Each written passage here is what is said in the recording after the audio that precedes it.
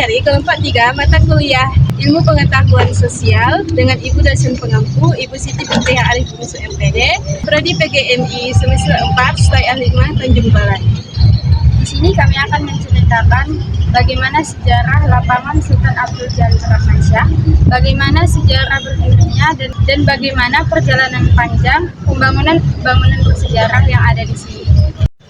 Pada abad ke-17 hingga abad ke-20, lahan tempat lapangan ini berada awalnya berupa dataran rendah, berawah, berlumpur, dan penuh semak belukar. Wilayah ini masuk tanah milik keluarga kerajaan Kesultanan Asahan. Terletak di depan selatan kompleks istana dan berbatasan dengan Sungai Asahan dan Sungai Silau, tempat permukiman awal Tanjung Balai berdiri. Setelah Kesultanan berakhir, wilayah ini menjadi kota Madia pada masa kolonial hingga awal kemerdekaan. Lahan tersebut tetap menjadi aset keluarga kerajaan. Kondisinya belum dikelola, masih berupa tanah berpasir dan berawa luas yang sering tergenang saat pasang atau hujan lebat. Perubahan besar terjadi pada awal tahun hingga pertengahan tahun 1970-an, yang mana pemerintah melakukan yang namanya proyek yaitu adalah pengkerukan pasir di Sungai Asahan dan Sungai Silau, sehingga hasil dari material pengurukan tersebut dilakukan yang namanya pemerataan di daerah Istana Kompleks. Bisa kalian teman-teman lihat, ini adalah merupakan salah satu kompleks istana yang mana diratakan sehingga pada sampai saat ini bisa kita katakan dinamakan yang namanya lapangan pasir, hasil dari material yang dilakukan oleh pemerintah, hasil dari pengkerukan Sungai Silau dan sungai yang namanya Sungai Asahan tadi. Jadi sampai sekarang ini bisa teman-teman lihat di belakang saya ini adalah hasil dari pengurukan oleh pemerintah, yang mana luasnya itu sampai dengan 4,5 hektar. Sampai sekarang ini kita sebut dengan yang namanya Sultan Abdul Jalil Rahmansyah, atau yang namanya dikenal dengan tanah lapangan. Jadi sejak terbentuk lapangan pasir langsung menjadi pusat kehidupan sosial masyarakat. Karena saat itu kota belum memiliki alun-alun resmi atau ruang yang memadai.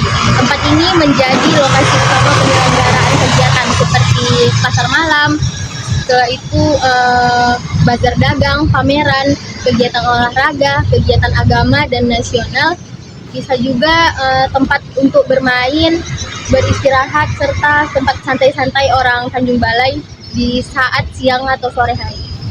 Nah, pada awal tahun 2000-an terjadi kesepakatan bersejarah antara waris dan kerabat Kota Asahan dengan pemerintah Kota Tanjung Balai. Penyerahan ini disahkan secara resmi pada tahun 2002, dan bersamaan dengan ini secara pemerintah menetapkan nama bahwa yaitu dengan nama Lapangan Sultan Abdul Jalil Rahmansyah. Nama ini diambil dari nama pendiri dan sultan pertama dari Kesultanan Asahan yang berkuasa sejak tahun 1620 sampai 1630 Masehi. Bernama lengkap Sultan Abdul Jalil Rahmansyah, putra dari Sultan Iskandar Muda dari Kesultanan Aceh, yang merupakan pendiri wilayah dan cikal bakal berdirinya Kota Tanjung Balai.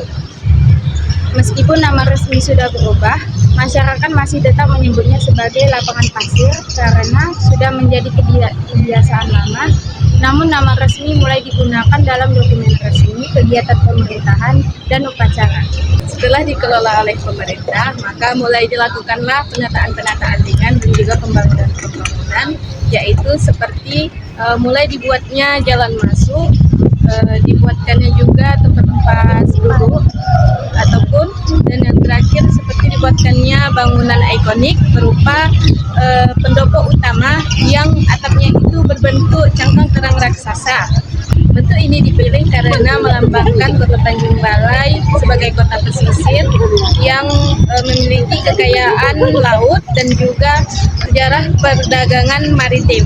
Pendopo ini menjadi pusat tempat sebagai tempat pemerintah untuk menyampaikan pidato, dan juga selain itu menjadi tempat utama upacara resmi seperti peringatan HUT RI 17 Agustus 1945 dan juga peringatan hari jadi Kota Tanjung Balai, yaitu tanggal 27 Desember.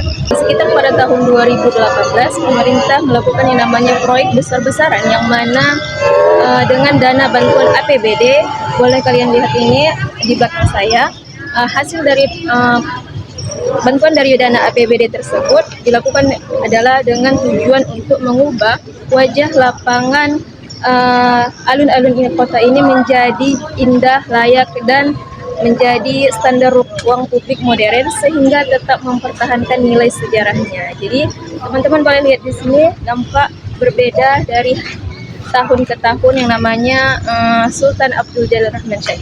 Pada tanggal 6 Januari 2019, tempat ini diresmikan oleh Wali Kota Tanjung Balai dan namanya dibuat menjadi alun-alun Sultan Abdul Rahman Syah. Namun nama-nama lapangan ini tetap menjadi lapangan pasir karena akrab di telinga warga. Kini tempat ini menjadi jantung kehidupan masyarakat Kota Tanjung Balai. Keberadaannya bukan hanya sekedar lapangan terbuka, tetapi juga simbol identitas kota, penghubung masa lalu kerajaan dengan masa kini, serta bukti sejarah perjalanan Tanjung Balai dari kawasan muara sungai kecil menjadi kota yang berkembang pesat. Di sini, setiap sudut masih menyimpan kenangan masyarakat, dan setiap kali berkumpul, warga selalu teringat kembali asal-usul daerah ini yang berakar kuat pada sejarah. Gitu kan. Baik teman-teman dan ibu dosen sekalian, itulah dari kelompok 3 mengenai tentang menceritakan tentang sejarah lapangan Sultan Abdul Jalil Rahman Syah yang dimulai dari hasil kompleks istana sehingga bisa kita lihat sampai sekarang ini berkembang dan bisa dinikmati oleh masyarakat sekitar. Terima kasih kami ucapkan. Wassalamualaikum warahmatullahi wabarakatuh.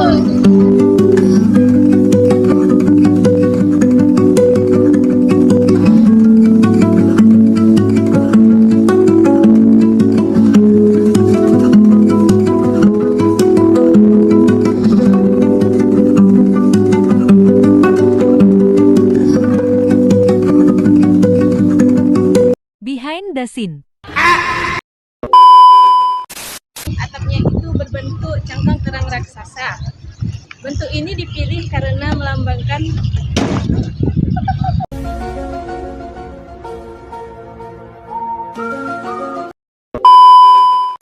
kompleksnya ada di sini, sehingga melakukan yang namanya penggali. Kehidupan sosial masyarakat karena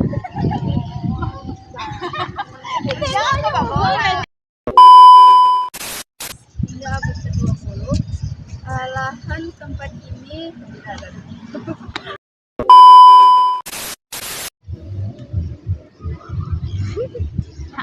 nggak apa-apa lanjut.